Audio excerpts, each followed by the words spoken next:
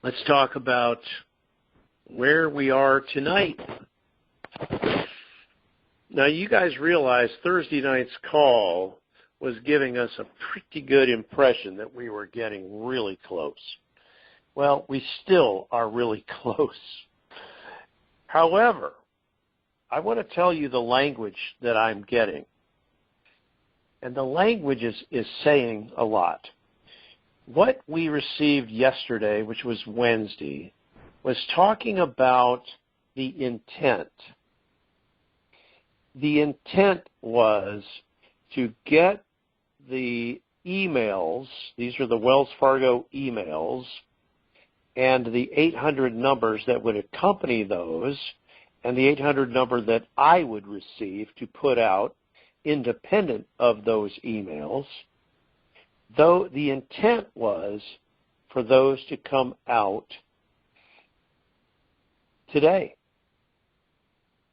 That was the intent. Now, did they make it?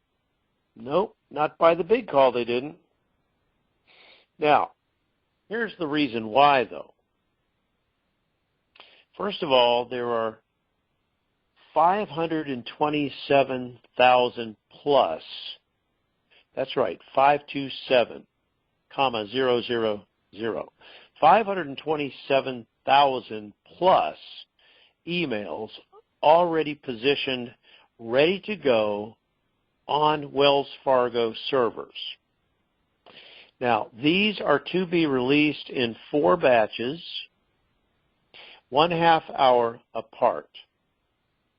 The simple math on that would be 4 batches times a 1/2 hour is 2 hours, right? So in approximately 2 hours time, those 4 batches of emails would be sent out, would be distributed. When is that going to happen? It was supposed to happen sometime today. We did not have a time for it. We did not have a go time. Did it happen today? Not yet. Could it happen any time? I think it could happen any time now, but what I have heard for quite a while is that this would be a daytime event. I would think it would happen in the daytime when it is released. All right, so the intent. What else happened so that the intent was not able to be fulfilled today? We know that the intermediate groups were to have been paid, and some have been. The prosperity packages have been complete. CMKX was to be complete by today sometime. Don't have an up-to-date report on that yet. But I think the intermediates are being handled. But the reason that we could not receive our toll-free numbers yet are twofold. Number one, yesterday, Wednesday, was the day I said that the exotics were to be handled. These are bonds, boxes of bonds, Pacellis, Super Pacellis. These are Zim bond sheets, I'll call them, Zim bond sheets. And there are other historical gold bonds that were to be hypothecated and paid out of 5 different cities today, including Dallas, Miami, London, Zurich, and Hong Kong.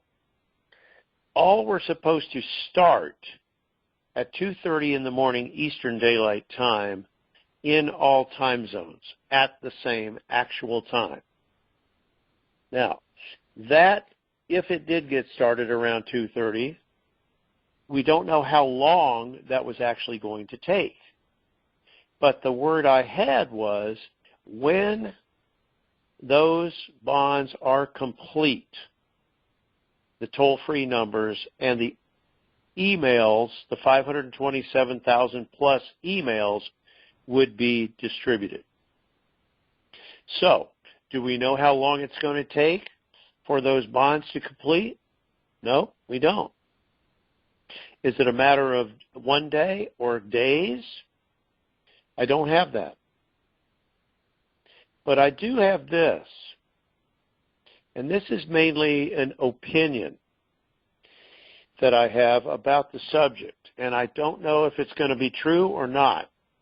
Today is the 7th, tomorrow is, oh, that's right, it's the 8th of May.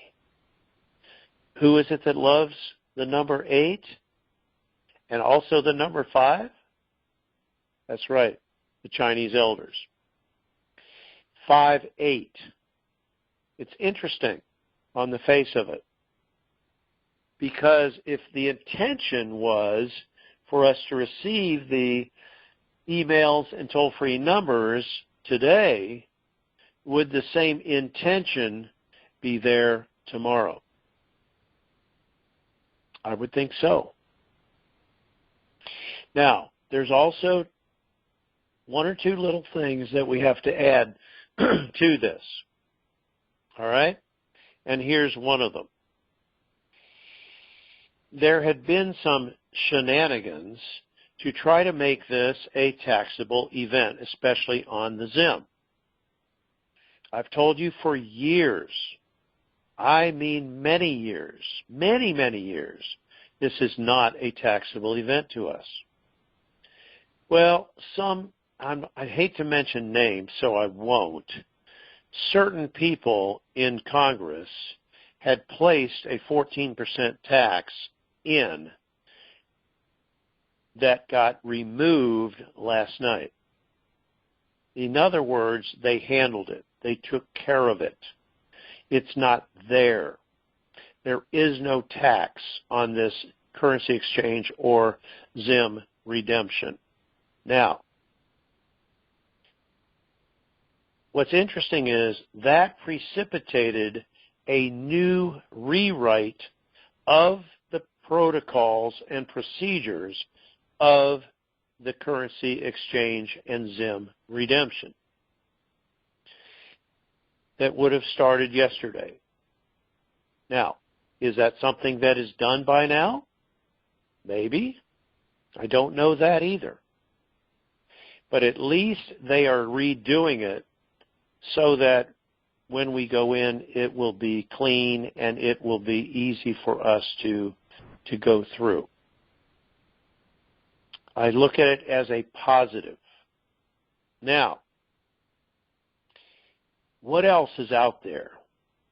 You've heard me talk about audits before. There are a number of audits, and I believe it was a little over 1,800 audits that needed to be done as of yesterday evening, Wednesday evening.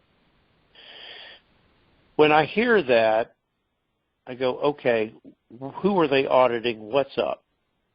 Guys, what that really means is there are people, and this is globally, around the world, a little over 1,800 people last night that still needed to be vetted to see if they were able to receive their funds. Could it be part of the intermediates?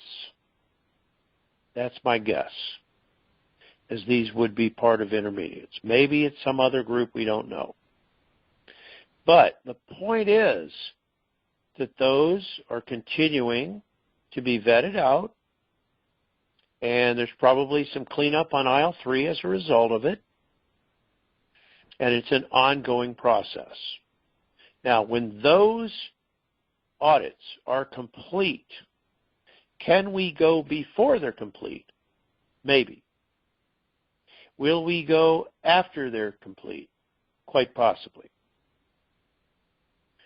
And the other piece that gives me a really good feeling is we got a very short message today that said that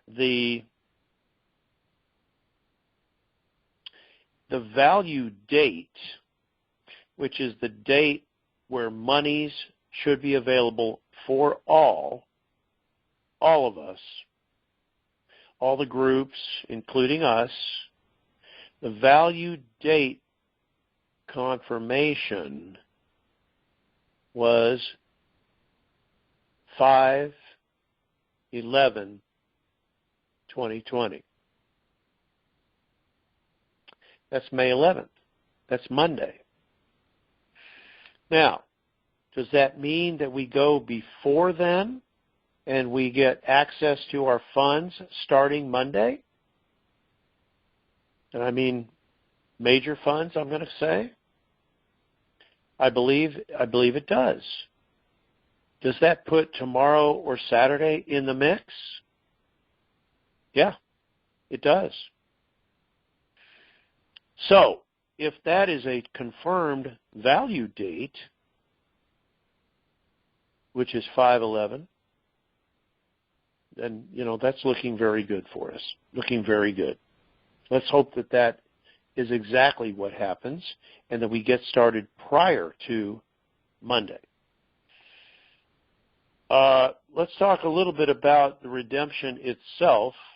We talked last time, and it's made its way around the web and the net and everything else, all the blogs, the $140 million available at the first appointment.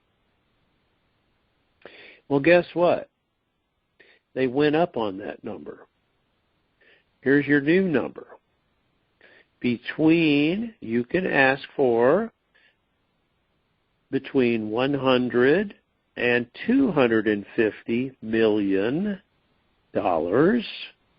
at your first appointment. So we went from 140 to up to 250 million, between 100 and 250 million availability of funds at your first appointment. Now, what about the second appointment? Second appointment would be for when you are able to negotiate your ZIM rate and do a really nice presentation for your projects and be able to ask for or negotiate a higher rate. Now, I don't know if they're going to have a default rate at the first appointment. I have been told they did have it. We had a rate for it on the ZIM. Then that went away, and then it went down, then it went back. Now it's gone. So I don't know what they're going to do for us at the first appointment on the ZIM. Are they still going to make an advance against our ZIM appointment of between 1 and 25 million on a debit card, for example? I think that's still in the mix. But you know what? The way these protocols may be rewritten, even that could be changed today, and I don't even know it. We got to dance with the one who brung you. And so far, the information that we have is saying that that is still in play, but their actual ZIM rate that we settle on would be done at a second appointment. And we know they want the second appointment completed by the end of the month of May. Today is the 7th. Tomorrow's the 8th. Value date is Monday. We should be underway. And I don't know about you guys, but I want to get the second appointment out of the way sooner rather than later, so we can move on with our projects and the rest of our life. So we'll see how that shakes out. We'll see what the availability is. And that second appointment, this is very important. Nobody else has this. This is an exclusive for Big Call listeners tonight. When you go to your second appointment, let's say you make it 5 to 7 days later, after your first appointment, who will be there? You'll be doing it at a Tier 1 bank Or, for example, you could do it at a Wells Fargo wealth management office. So who's going to be there? You'll have your wealth manager. You could very well have an Abbott Downing representative. And guess what? Not a UST representative, but a state treasury representative for the state in which you live or in which you do your exchange. Okay? So why would the state treasury representative be there for the state? To let you know what your obligation would be for your future taxes on the interest that you earn on your structured payout on ZIM. Does everybody understand that when you make interest on your own money, that is a taxable event currently? It's taxable to state, it's taxable to federal. I'm not talking about federal, though, am I? I'm talking about the state income tax, the state that you dwell in. Now, if you live in Texas or Nevada or Florida or, help me out, Tennessee, there's about 6 or 7 states that don't have state income tax. I have a feeling if you have a domicile in one of the state income tax-free states or no income tax state, then you're probably in the clear on this. You probably won't have anybody. I don't know. Let me just say I don't know. But let's say you do live in a state that has income tax. Okay? That Treasury representative would give you the rules and regs on how you would remit taxes that you earn on interest that you earn. Taxes that you pay, rather, on interest that you earn. Interest earned is called passive income. It's not really earned income. It's considered passive income. But that income is taxable. Now, in my case, I'm going to try to ask for my structured payout to pay me every quarter. That's every 90 days, as we've said. So that money that comes from, let's call it my motherlode account to my spillover account would be taxable. But you're also able to expense against that. Now, I'm not getting into a CPA role because this is going to be the job of your CPA or your tax attorney to advise you on that area of your life and of your business. And I'm not a CPA nor a tax attorney nor I play one on the big call. But I do believe you will come to some understanding of how you are to remit taxes that you earn on your earned income, which is interest earned on your structured payout. So we'll see how that looks. But that is a new twist that we got yesterday on what that would look like. And I think it's cool, and I think that would be interesting to see how they actually parlay that to us. We'll see. Please understand that the exchange itself of currencies and the redemption of ZIM in and of itself is not a taxable event.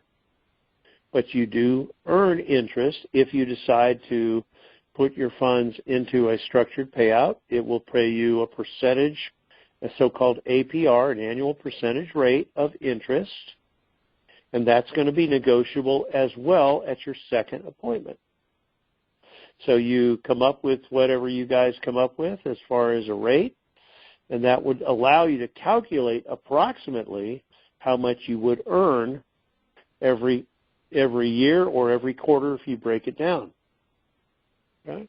And then, of course, you would just let your CPAs or your tax accountants or your tax attorney advise you on how to move forward with those taxes. Okay. Now, we know that in the NASARA legislation, from what we know of NASARA, there is no more federal income tax, personal income tax at the federal level. Let's see how that comes out. Let's see how that reads and when that is implemented, if that is what is going to happen. So we can't speak to it yet. It needs to be brought forward from the Treasury Secretary, who, by the way, you guys know the IRS has been rolled into the Treasury, as well as the Federal Reserve. Both of those have been rolled in as agencies into our U.S. Treasury. And we're getting our new money, which will be United States Treasury notes. And our USN, which is asset-backed now, is actually seen on screens in other countries, but will be seen fairly shortly on our own bank screens as a USN. Okay?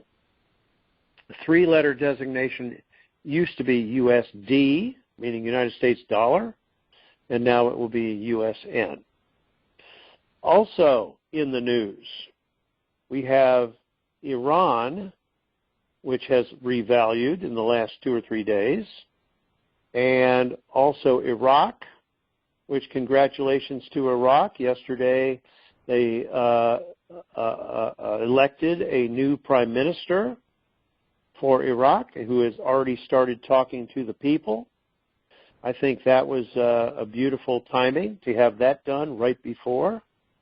And Iraq is still being a little bit quiet on the release of their revalued dinar.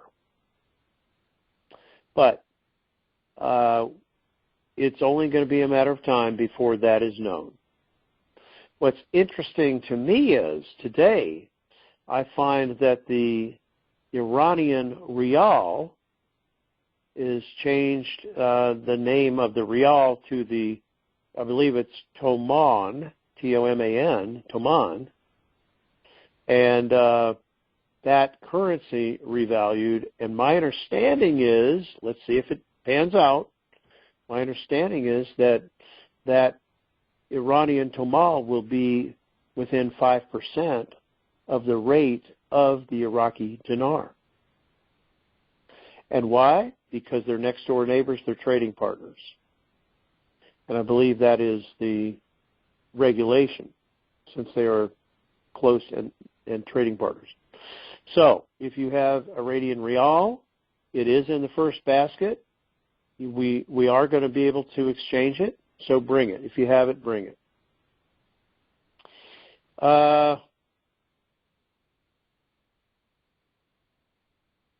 Other than that, most everything else is kind of ancillary.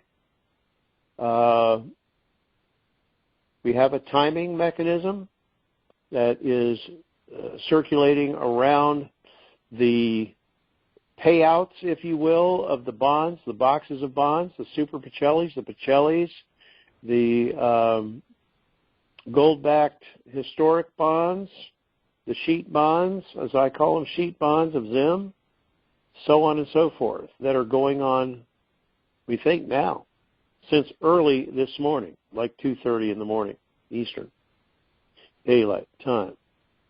So everything is moving forward. CMKX is finishing up. Prosperity packages are complete.